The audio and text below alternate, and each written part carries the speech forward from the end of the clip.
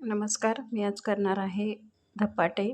त्यासाठी मी हे बेसन पीठ घेतलेलं आहे, गव्हाचं पीठ, त्यानंतर बाजरीचं पीठ, नंतर थोडंसं तांदळाचं पीठ घेतलेलं आहे आणि त्याच्यासाठी हा मसाला वाटायचा आहे.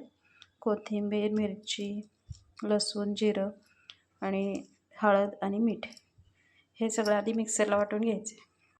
तुम्ही यामध्ये बाजरीचं किंवा ज्वारीचं पीठ घेऊ शकता.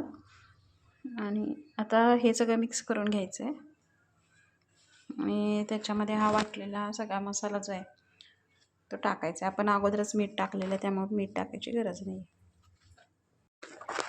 हे पीठ मळण्यासाठी तुम्ही नॉर्मल साधंच पाणी घ्यायचं आहे. ते मिक्सरच्या भांड्यामध्ये टाकून ते धुवून घेतलं तरी चालेल. चांगलं मळून मसाल्यांचा सगळ्या खमंग असा वास येतोय. लसूण जादा टाकलेलं आहे, लसणाचा वास खूप छान येते. हे धपाटे आपण दहीसोबत खाऊ शकतो.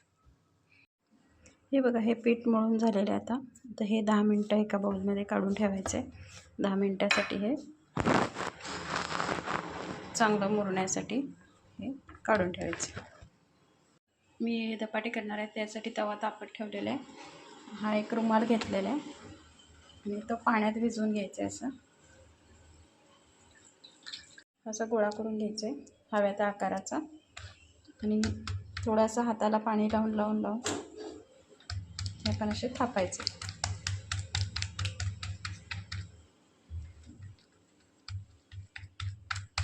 त्यांना प्रॉब्लेम येत असेल तुम्ही असं प्लास्टिकच्या कागदला तेल लावून आपण तुम्ही असं म्हणजे थापता येते, चिकटत नाही हाताला, असं पण करू शकता किंवा लाटणे घेऊन लाटू पण शकता.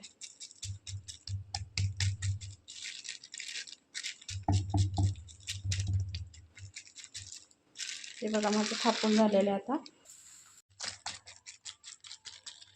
त्यांना प्रॉब्लेम येत असेल तुम्ही असं प्लास्टिकच्या कागदला तेल लावून आपण तुम्ही असं म्हणजे थापता येते, चिकटत नाही हाताला, असं पण करू शकता किंवा लाटणे घेऊन लाटू पण शकता.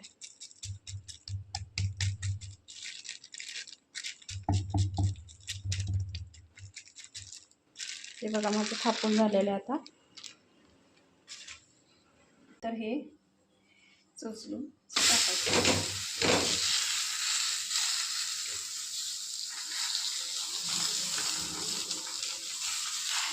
पाणी भरपूर लावलं की चिकटत नाही. ते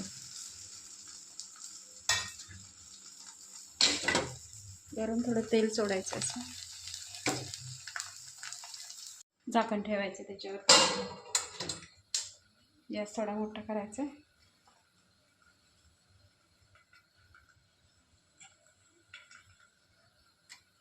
त्यानंतर थोड्या वेळाने परतायचं. एका साईडने भाजायचं आपण.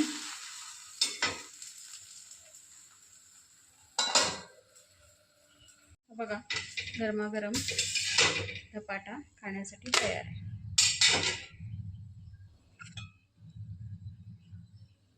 घरी लावलेलं दही आणि धपाटे खाण्यासाठी खूप मस्त टेस्टी लागणार आहे. आता